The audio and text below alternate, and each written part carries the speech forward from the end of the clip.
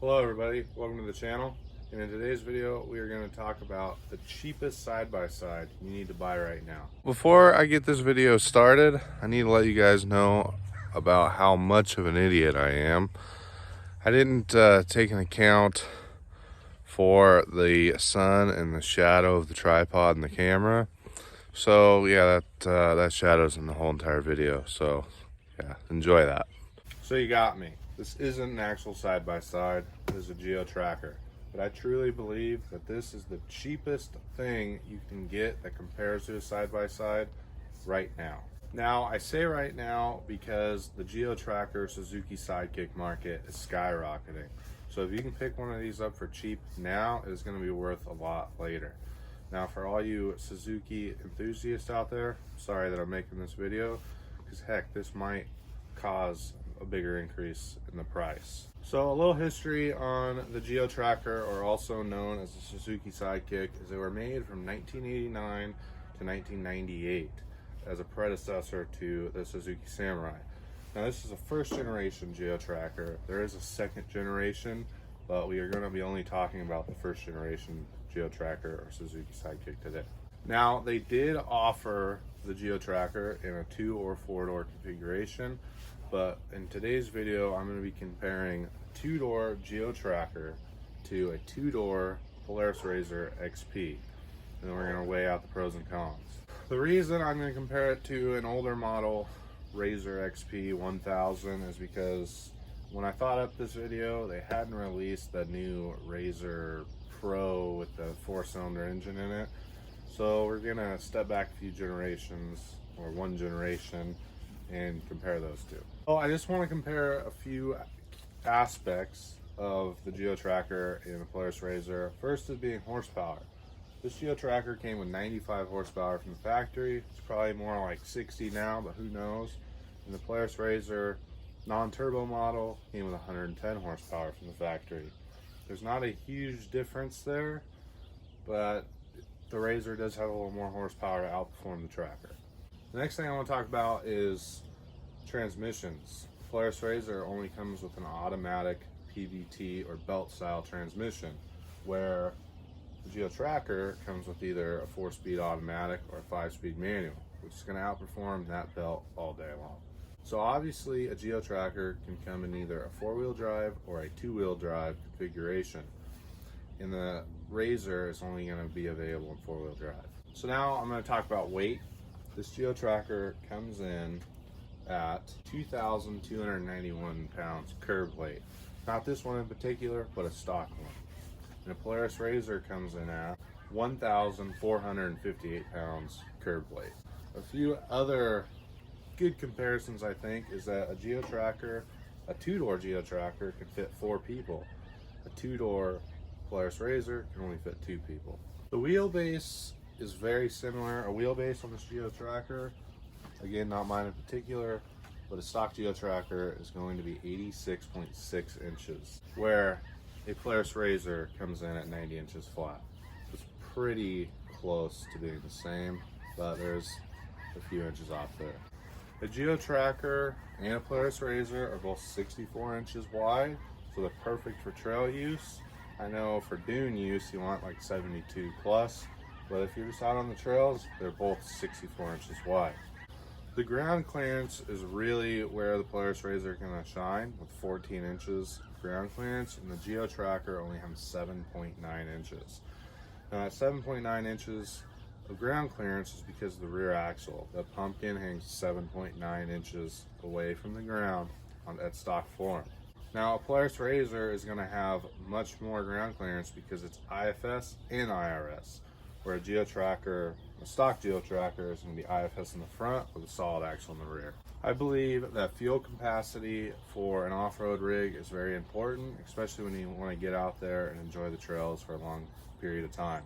The geo-tracker comes with an 11.1 gallon tank, and the Polaris RZR only has a 9.5 gallon tank. Now, I do imagine the Polaris RZR is much better on fuel, but I don't have the proof or I didn't put any research to see if that was true or not. So let's go ahead and compare a few of these key aspects. First off, there's a 15 horsepower difference between these two machines.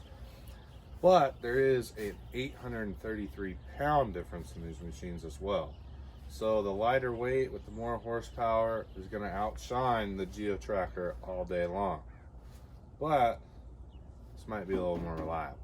Now, when it comes down to transmissions, I truly believe a traditional automatic or manual transmission is going to outperform and be much more reliable than a belt. The GeoTracker is not going to leave you stranded in the middle of the woods needing a belt change. Although belts are much cheaper than a clutch or an automatic transmission, I just think you're going to get more miles out of a traditional transmission than that belt's going to give you. I think you're going to be swapping belts much more often than when you're going to be swapping clutches or rebuilding an automatic transmission. Not to mention that the clutches in the Polaris RZRs go out as well, so it's really not a win-win. So we mentioned wheelbase, and although they are very similar, the vehicle length is a big difference. This GeoTracker would be 144 inches stock, where the Polaris RZR comes in 25 inches shorter than the GeoTracker. So there are some benefits to that. Let's say it's an off-road rig only and you trailer, you can get a shorter trailer for your Polaris RZR. For a GeoTracker, you might need a little longer trailer, but I have seen GeoTrackers fit on a 14-foot trailer and it works great. Now, the ground clearance is definitely a side comparison. 14 inches to 7 inches roughly. It's a huge difference. But with a GeoTracker, they're very cheap to modify and the sky's the limit. Mine's on 38s. So now I want to give you the pros and cons to whether you should buy a GeoTracker or a Polaris RZR.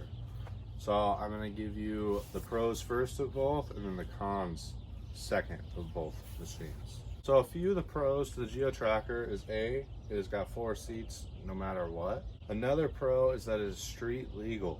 You're going to be able to drive this on the road anywhere in the country or in the world. There's only very few states that allow you to drive side-by-sides on the road. So that is a huge pro to the GeoTracker. A few other pros is one, they're significantly cheaper than a side-by-side by a lot. These are getting very expensive pretty fast, but they're still not hitting the $10,000–$20,000 mark that we see for almost every side-by-side out there. Another pro to the GeoTracker is, well, if you buy a stock one, it's not like mine, it's going to have a closed cabin from the factory with heat, sometimes AC, stereo, and everything you need, all the little creature comforts. You know, they're kind of comfy. A huge pro compared to Polaris RZR, because to close that cabin in, you're spending a lot of extra money, and to have heat, the sound system, and anything else you want is all extra. I would say one of the biggest pros to a GeoTracker compared to that Polaris RZR is that you can drive this to and from the trail, you can drive it to work, you can take it wherever you want, compared to, like I said, in some states you cannot take your side-by-side anywhere. It's going to stay on the trailer and that's it. It's a trailer queen. Here in Oregon, you can't drive them on the road. So now let's talk about a few pros for the Polaris RZR that this GeoTracker really doesn't have any of. First being, a Polaris RZR is going to have trophy truck-like suspension. Those things can soak up bumps, whoops, jump, and do whatever you want, and it's going to ride really nice. For these things, they don't ride the best, and I probably wouldn't jump it, but I have seen them huck through the air and they handle it pretty well. Another pro is that a Polaris RZR is going to be super capable out of the box. Not that a GeoTracker isn't, but it has a lot more to it. They have locking diffs, they're all 4-wheel drive, they all have an off-road tire. Actually, they come with a larger stock tire than a GeoTracker. So the capability out of the box for Polaris RZR is much more than a GeoTracker. The horsepower and weight difference is a total advantage for the Polaris RZR, so that is a huge pro. I think another important pro to a Polaris RZR is that when you go to the dealership and you buy one, you're going to get a warranty. Something breaks, you can take it back to the dealer, probably get it warrantied out, get it fixed. These things, well, they don't make them anymore. You can't buy them new, so they're not going to have a warranty. I mean, I'm sure there's some kind of crazy warranty thing out there, but Polaris RZR's got that beat. You can buy it brand new from the dealer and get a warranty, and a lot of it be hassle-free. Jumping back to capability of Polaris RZR is that most of them all come with a factory locking diff, where a Geo Tracker, you're lucky if you get unlimited slip. Now, a locking diff is very important off-road, on the rocks and sand, everywhere. It's very important to have a locking diff. Definitely get lockers before light blurs. Now, let's start talking about the cons. So the cons of the Geo Tracker, first off, it rides like a freaking freight train. If you ever drove a stock one, I mean, they don't ride that great. They don't have that trophy truck-like suspension that a Polaris RZR is going to have. You're going to have to modify the suspension to get that kind of performance out of it. And leading into modifying is when you buy a Geo Tracker, you're not going to leave it stock. If you're anything like me, nothing must remain stock. It's all got to be modified. So you are going to be dumping money into your Geo Tracker and probably getting the, the bug. I don't know what they'd call it, but you're going to be dumping money into it, making it more your style or make it your own. Another con is going to be the horsepower and the weight. These are a bit heavier than a Polaris RZR. They make less horsepower than a Polaris RZR. So it's not built to win any races. It's slow, but they are really fun to drive. I drove stock ones. They're a good time. Last few cons to the Geo Tracker are going to be they don't come factory with a locking diff, and not all Geo Trackers are four-wheel drive. There are a lot of two-wheel drive Geo Trackers out there, and two-wheel drive trackers are fine if you just want to drive them on the road, and it's kind of a Barbie car at that point, to be honest. But you can take that top off and cruise, but for off-road purposes, you're going to want a four-wheel drive only. So if you're in the market for a Geo Tracker, Suzuki Sidekick, make sure that thing's four-wheel drive. So yeah, I don't have very many cons to the Geo Tracker because I love them.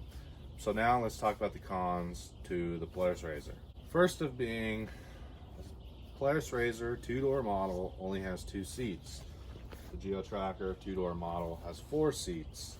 Now, you can obviously get a 4-door of both of these, and then if you get the 4-door Polaris RZR, you got 4 seats. Now, if you buy a 2-door Polaris RZR and you want to go take your family out and have a good time, you can. But if you take out your Geo Tracker, your 2-door Geo Tracker, you get to take your whole family and go have a good time.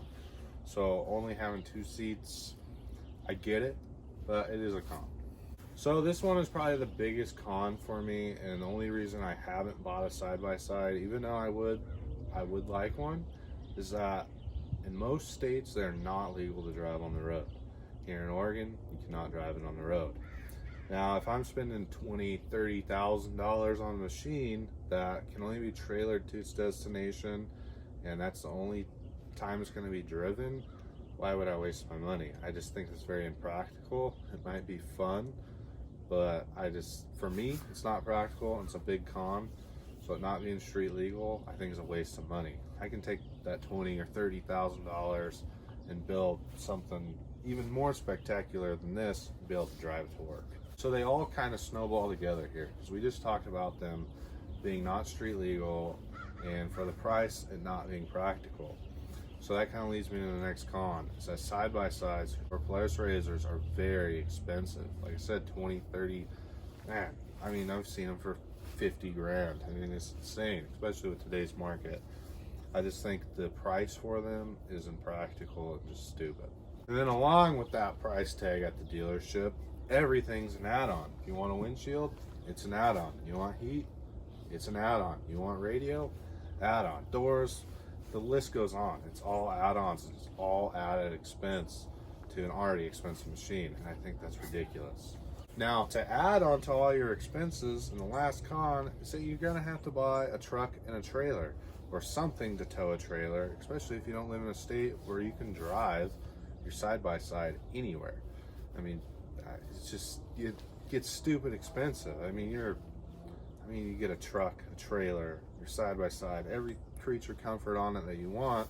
I mean, where you get $80,000 into a toy to just go play with a couple weekends out of the year, maybe.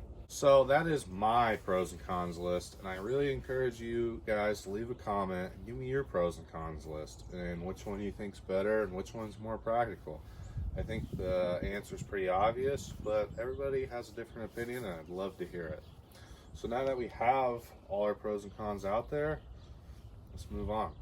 So if you're in the market for a side-by-side and you just can't quite afford one or justify one, I urge you to consider buying a geo-tracker and starting with that platform and just see how much fun you can have. You can also take this thing to work, show your buddies exactly why the geo-tracker is way more superior than all their Polaris RZRs that they can't drive to work. The geo-tracker is not going to be able to rally the woods or pre-run the desert like a Polaris RZR would, but in the end it'll get you to the same destination just a little bit slower. Well, your back might hurt just a little bit more. So I want to thank you all for watching this video. Don't forget to leave a like so that we can spread the geo-tracker love around the YouTubes. Consider subscribing to the channel. We are going to be rebuilding Clyde, my geo-tracker, into Clyde 2.0, and also building my 86 Jeep Grand Wagoneer. So again, thanks for tuning in. We have new videos coming out every Sunday and every Thursday of the week. Also, don't forget to go follow us on Instagram at Trackickoffroad. Have a good one.